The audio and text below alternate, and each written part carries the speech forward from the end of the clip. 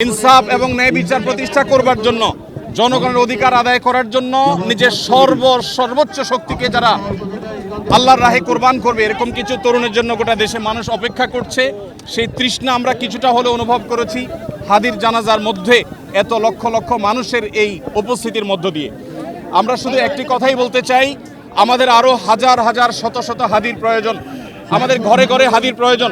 আমরা যারা এখানে এসেছি, ওসমান হাদির এই চেতনা, তার আদর্শ এবং তার যে সততা, তার যে নিষ্ঠা, এটাকে যদি আমরা ধারণ করতে পারি, আমরা যদি তারুণ্য ধারণ করতে পারি, তাহলে আমাদের বাংলাদেশ ভিন্ন এক বাংলাদেশে পরিণত হতে পারে।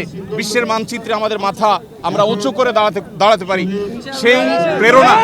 সেই প্রেরণা যেন আমাদের তরুণরা ধারণ করতে পারে।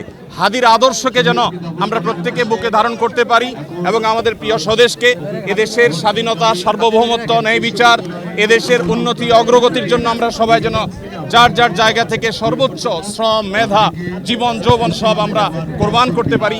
সেই শিক্ষা যেন আমরা ধারণ করতে পারি, এটাই হলো একমাত্র চাওয়া।